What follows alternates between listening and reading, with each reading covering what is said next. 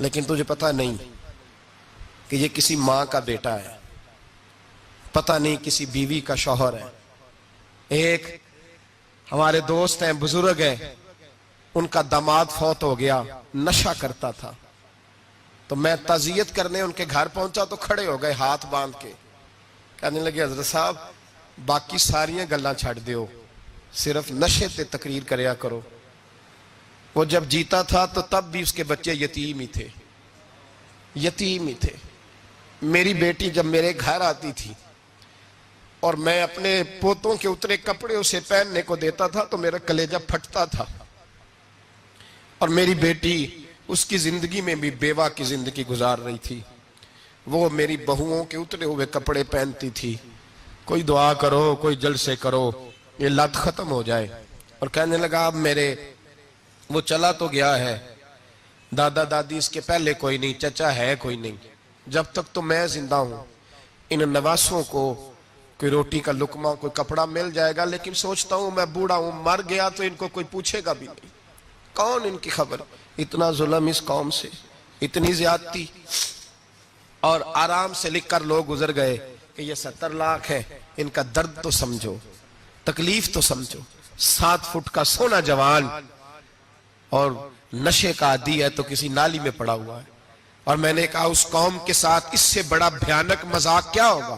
کوئی دانشور تھا بڑا ظالم، اس ظالم سے کوئی مشورہ لینے آیا، اس نے آ کے کہا تو بڑا ظالم ہے، بڑے کڑوے مشورے دیتا ہے، میرا ایک دشمن ہے، میں اس سے بدلہ لینا چاہتا ہوں، میرا دل کرتا ہے اس کا بچہ قتل کر دوں تاکہ وہ تڑپے۔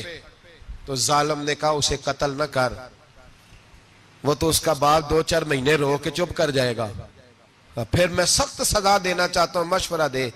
تو اس نے کہا اس کے بچے کو نشے پہ لگا دے، جس کا بچہ نشہ کرے گا وہ باپ روز مرے گا، روز جیے گا، وہ ماں روز مرے جیے گی، نشے پہ لگا دے۔ اس قوم کے ساتھ سب سے بڑا ظلم یہ ہوا کہ ملت کا جوان نشے پہ لگ گیا، ڈرگز پہ لگ گیا، اتنے تباہ حالات ہوئے کہ جوان چڑھتی جوانیاں، اماں نے کتاب دے کے بھیجا تھا، اور کالج سے واپس آئے تو نشے کے ٹیکے ہاتھوں میں پکڑے ہوئے، ٹیکے۔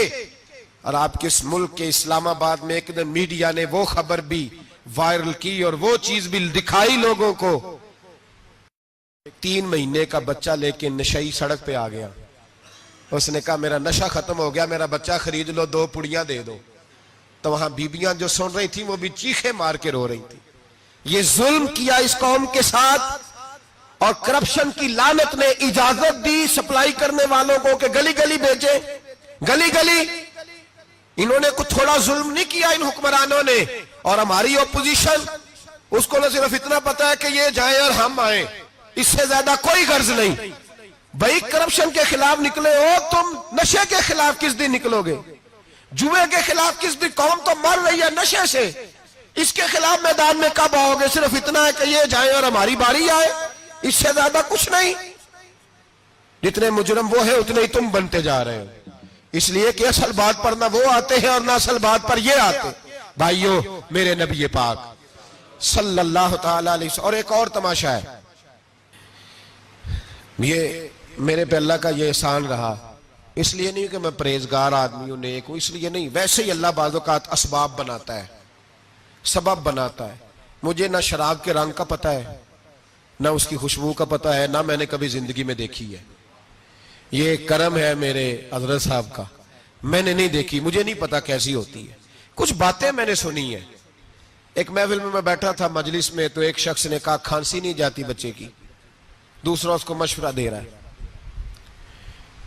کھانسی نہیں جاتی، بڑی دوائی دیسی بھی فلاں بھی بڑی کھائی، مشورہ دیا اس کو کہ تو اس طرح کر، اس کو نا شراب کے 2-4 چمچے پلاؤ، کہتے ہیں جی اس کو نا یہ پلاؤ تو صحیح ہو جائے گی۔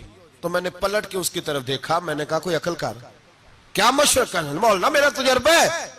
میں نے کہا تیرا تجربہ افضل ہے یا رسول اللہ کا فرمان زیادہ افضل ہے؟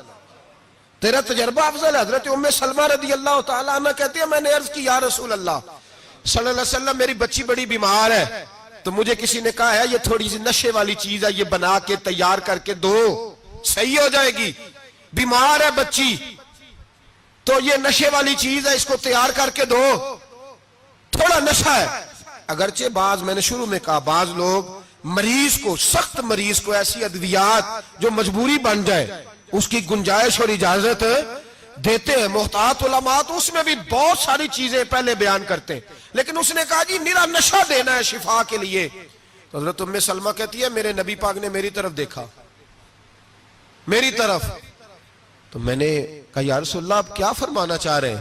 تو نبی پاک نے فرمایا ام سلمہ کبھی ناپاک چیز میں بھی شفا ہوئی ہے، کبھی ناپاک چیز میں بھی، کبھی شراب اور خمر میں بھی شفا ہو سکتی ہے. شفا رب کریم نے رکھی ہے پر شہد کے اندر رکھی ہوئی ہے، شفا اللہ نے رکھی ہے قرآن مجید میں رکھی ہوئی ہے. تو اس میں بھی کبھی یہ حضور نے بیان کیا ہے کہ اس کے اندر شفا ہو سکتی. تو امت کتنی دلیری کرتی ہے جو یہ مشورے دیتی ہے کہ اس کے اندر نشہ ہے، شراب ہے، تو کھانسی چلی جائے گی تو فلانی بیماری چلی جائے گی. نہ آؤ ان چیزوں پہ، نہ اپنے ایمان کو خرابی دو، اور نہ ایسی باتیں کرو جس سے کہ ڈائریکٹ رسول اللہ صلی اللہ علیہ وسلم کے واضح ارشادات کی مخالفت ہو. میرے نبی پاک صلی اللہ علیہ وسلم نے فرمایا. اور پھر کچھ لوگ کہتے ہیں تھوڑی پی ہے جی. اب تو میں تجزیے میں پڑھ رہا تھا کہ ایسی شراب ایجاد ہو گئی ہے، لوگ شراب پیتے ہیں اور وہ مست بھی رہتے ہیں، کار بھی چلاتے رہتے ہیں. کہتے ہیں جی نہیں ہمارا ذہن معاف نہیں ہوا تو یہ والی صحیح ہے، نشہ نہیں لاتی. میرے نبی پاک صلی اللہ علیہ وسلم نے فرمایا جس چیز کی تھوڑی مقدار، زیادہ مقدار حرام ہے اس چیز کی تھوڑی مقدار بھی حرام ہے. جس کی زیادہ مقدار حرام ہے اس کی تھوڑی بھی. تو خمر اور شراب اگر فل پینا جائز نہیں تو تھوڑی پینا بھی جائز. یہ حرام ہے اور حرام تھی اور قیامت تک حرام ہی رہے گی. میرے نبی پاک صلی اللہ علیہ وسلم نے منع کیا اور حضور نے اظہار ناپسندیدگی فرمایا.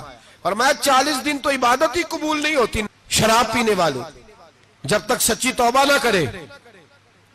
ایک دن صحابہ بیٹھے تھے سارے، حضرت ابو بکر صدیق بھی تھے، فاروق اعظم بھی تھے، عثمان غنی بھی تھے، ڈھیر ساری تعداد تھی صحابہ کی، سارے تشریف فرما تھے. حضرت عبداللہ ابن عمر رضی اللہ تعالیٰ عنہ حدیث کے راوی ہیں اور مستدرک للحاکم کے اندر، ابن حبان کے اندر یہ روایت موجود ہے.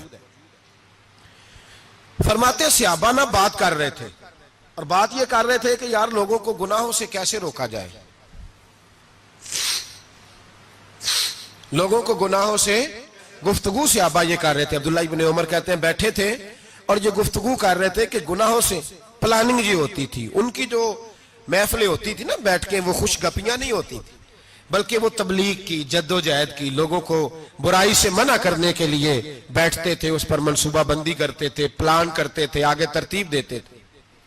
گفتگو ہو رہی تھی تو اب آپس میں بات ہونے لگی کہ کون سا گناہ زیادہ برا ہے جس پر سب سے پہلے کام کیا جائے. تو دور ایک صحابی بیٹھے تھے، ان کا نام تھا عبداللہ ابن عمر. ایک عبداللہ بن عمر ہے اور ایک عبداللہ ابن عمر ہے. حضرت عبداللہ ابن عمر دور بیٹھے تھے، بڑے سمجھدار سیانے باریک بین آدمی تھے. تو حضرت عمر فاروق اپنے بیٹے سے کہنے لگے جا عبداللہ ابن عمر سے پوچھ کے آ کہ سب سے سخت گناہ کون سا ہے. توجہ ہے میرے بھائیوں، ادھر دیکھیے گا میری جانب. پوچھ کے آ کہ سخت گناہ کون سا ہے. عبداللہ بن عمر رضی اللہ تعالیٰ عنہ کی خدمت میں جب عبداللہ ابن عمر گئے تو جا کے کہنے لگے کہ صحابہ پوچھتے ہیں کہ آپ نے زیادہ وقت گزارا ہے نبی رحمت صلی اللہ علیہ وسلم کے پاس، تو بتلائیے برا گناہ کون سا ہے، سب سے سخت گناہ، تاکہ سب سے پہلے اس پر پابندی لگائی جائے، اس پر محنت کی جائے. تو حضرت عبداللہ ابن عمر کہنے لگے صحابہ کو جا کے بتا دو کہ سب سے برا گناہ شراب پینا ہے، سب سے برا گناہ. اور یہ ام الخبائث ہے، برائیوں کی جڑ ہے، گناہوں کی ماں ہے، یہ بنیاد ہے. باقی گناہ اسی سے شروع ہوتے ہیں. کہتے ہیں میں نے آ کے بتایا تو حضرت ابو بکر صدیق رضی اللہ تعالیٰ عنہ سیدنا فاروق اعظم کہنے لگے خود جاتے ہیں، ان کے پاس خود جاتے ہیں، چونکہ ہم نے بات سننی ہے ہم خود جاتے ہیں اور ان سے جا کر کے سوال کرتے ہیں کہ اگر آپ کو اس تفصیل کا پتہ ہے نا تو اس کے پیچھے بھی کوئی تفصیل ہوگی جو میرے نبی پاک نے بیان کی ہوگی صلی اللہ تعالی علیہ وسلم. اس تفصیل کا بھی آپ کو پتہ ہوگا جو نبی پاک نے بیان کی ہوگی، اس بات کے پیچھے جو بیک گراؤنڈ ہے، جو پس منظر ہے. فرماتے ہیں کہ ہم اٹھے، عبداللہ ابن عمر کے پاس گئے، ان سے جا کے پوچھا کہ جناب آپ نے یہ تو فرمایا ہے شراب ام الخبائث ہے، تو اس کے پیچھے پس منظر کیا ہے؟ تو عبداللہ ابن عمر کہنے لگے یہ میں نے اپنے پاس سے نہیں کہا، یہ میں نے نبی پاک سے سنا ہوا ہے حضور سید عالم صلی اللہ علیہ وسلم بیٹھے تھے تو حضور نے فرمایا شراب یہ نشہ یہ برائیوں کی ماں ہے. اور پھر حضور نے ایک مثال بیان فرمائی. نبی رحمت علیہ السلام نے فرمایا بنی اسرائیل کا ایک واقعہ ہے. ایک خوبصورت جوان تھا تو ایک عورت کا دل آ گیا اس پر. یہ یاد رکھ لیں, ہم لڑکوں کو منع کرتے رہتے ہیں لیکن ہمیں گھر کی بچیوں پر بھی توجہ دینی ہوگی, ہمیں ان کے فون پر بھی نگرانی کرنی ہوگی, ہمیں وہاں بھی غور کرنا ہوگا. اس لیے کہ اگر کوئی بچی گنجائش نہ دے تو میرا خیال ہے کہ لڑکا جرت کرنے کی طاقت نہیں رکھتا. تو وہاں بھی ان کی اماں سے کہے کہ پابندی لگائے, بچی کسی کا موبائل لے کر کے کہیں اس کو استعمال تو نہیں کر رہی, اس پودے پر بھی توجہ دے, درخت بننے سے پہلے اس کی بھی نگرانی کریں, یہ بھی بڑا ضروری کام ہے. عورت کا دل آ گیا تو نبی پاک علیہ السلام فرماتے اس نے کوئی بہانہ لگایا, کسی کو کہا کہ اس نوجوان کو بلا کے لاؤ, اس کو کہو کہ ہم نے کوئی گواہی لینی ہے تجھ سے. وہ نوجوان آیا, ایک کمرے میں داخل ہوا تو اگلے کمرے میں لے گئے, وہاں داخل ہوا تو اس سے اگلے کمرے میں لے گئی, وہ داخل ہوا تو اسی طرح 7 مکفل کمروں میں لے گئی. میرے کریم رسول میرے محبوب پاک علیہ السلام فرماتے ہیں, صحابہ کو سمجھا رہے ہیں میٹھے لب و لہجے میں, فرماتے ہیں جب سب سے پچھلے کمرے میں لے گئی تو ایک لڑکا بندھا ہوا تھا وہاں رسیوں سے, شراب کا پیالہ پڑا ہوا تھا. اور بی بی کہنے لگی کوئی گواہی شواہی نہیں لینی, تجھے اس لیے بلایا ہے کہ تیرے اوپر دل آ گیا ہے, اب میرے ساتھ منہ کالا کر. تو وہ جوان کہنے لگا نہیں, میں نے اپنے نفس کو پاک رکھا ہوا ہے, میری نظر بھی پاک ہے, دل بھی پاک ہے, اور اس کی برکت یہ ہے کہ رب نے میری روح کو بھی پاک رکھا ہوا ہے, تو میں یہ حرکت نہیں کر سکتا. پاک لوگ پلید کاموں کی جانب توجہ نہیں کرتے, میں یہ حرکت نہیں کر سکتا. اقبال نے اپنے بیٹے کو دعا دی تھی, اس نے کہا تھا حیا باقی نہیں ہے زمانے کی آنکھ میں, خدا کرے کہ رہے تیری جوانی بے داغ, خدا کرے کہ رہے تیری جوانی بے داغ. کہا میرے ساتھ منہ کالا کر, اس نے کہا میں نہیں کرتا. کہنے لگی چل پھر اس کو قتل کر, اس کو میں نے باندھا ہوا. اس نے کہا میں قتل کیوں کروں, میری کیا دشمنی ہے. کہا پھر شراب پیو, کہا میں شراب بھی نہیں پیتا. تو کہنے لگی اب تو میں نے تجھے اپنے چنگل میں پھانس لیا ہے, اب تو یہاں سے بچ کے جا نہیں سکتا, اور اگر تو باہر جائے گا تو میں شور کروں گی, لوگ جمع کروں گی, اس نے میری عزت آبرو پہ ہاتھ ڈالا ہے, تو بچ تو نہیں سکتا, ایک کام تو کرنا پڑے گا. محبوب فرماتے ہیں اس نوجوان نے سوچا کہ زنا بھی بہت بڑا جرم ہے, قتل بھی بہت بڑا گناہ ہے, چلو اب مجبوری ہے تو شراب پی لیتا ہوں. لیکن وہ سمجھا نہ کہ شراب تو بنیاد ہے. اس نے ایک پیالہ جو پیا, کہنے لگا ایک اور دے دو, دوسرا پیا تو کہنے لگا ایک اور دے دو. اب 3 پیالے 3 بوتلیں شراب جو پی چکا تو خماری چڑھ گئی. اب اس عورت کے قریب جانے لگا کہ میں تیرے ساتھ زنا کروں گا. اس نے کہا جب تک میں قریب نہیں آنے دوں گی جب تک تو اسے قتل نہ کرے. اس نے اسے قتل بھی کیا, زنا بھی کیا. تو محبوب فرمانے لگے یہ قتل اور زنا جو ہوا ہے تو یہ شراب کی وجہ سے ہوا ہے. گویا شراب وہ جرم ہے جو قتل بھی کرائے گی, جو زنا بھی کرائے گی. اور اگر آپ نشئی کو دیکھیں, اگر آپ شرابی کو دیکھیں تو کیا وہ ڈکیتیاں نہیں کرتا پھرتا, وہ چوریاں نہیں کرتا, وہ اپنی ہی ماں کا زیور نہیں بیچ آتا, وہ اپنی ہی بہن کا پڑا ہوا جہیز نہیں بیچ آتا, وہ اپنے ہی گھر میں ڈاکے نہیں ڈالتا, وہ اللہ کے گھر مسجد میں آ کر کے چوری نہیں کرتا.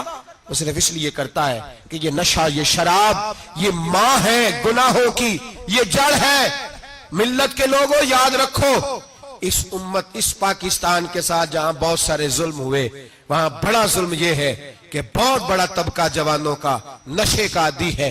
وہ نشہ انہیں عشق مجازی اور عورتوں کے عشق کی جانب لا رہا ہے. وہ نشہ چوریاں کرا رہا ہے, قتل کرا رہا ہے, ڈکیتیاں کرا رہا ہے. بہت بڑے ظالموں نے بہت بڑے ہاؤس بنائے ہوئے ہیں جن کے اندر شراب فراہم کی جاتی ہے, نشہ دیا جاتا ہے. میں نے تو ایسے ایسے لفظ سنے کہ الیکشن کے دنوں میں ووٹ لینے کی خاطر سیاستدان انہیں نشہ فراہم کرتے ہیں, انہیں باندھ کے رکھتے ہیں, روز تمہیں پڑیا ملے گی, ووٹ ہمیں ڈالنا. اتنا ظلم, اتنی زیادتی, اتنا جبر, ایک انسان کے ساتھ کھیلنا. لوٹ آؤ, پکڑو ان کا دامن, اپنے گھروں کو بچاؤ, اپنے دوستوں کو بچاؤ. جاگو جاگو امت کے لوگوں جاگو. میرے نبی پاک صلی اللہ علیہ وسلم کے کلمہ گو لوگوں کو بچاؤ. ان پر اگر سختی کرنی پڑتی ہے تو کرو, پیار کرنا پڑتا ہے تو کرو, محنت کرو, جدوجہد کرو.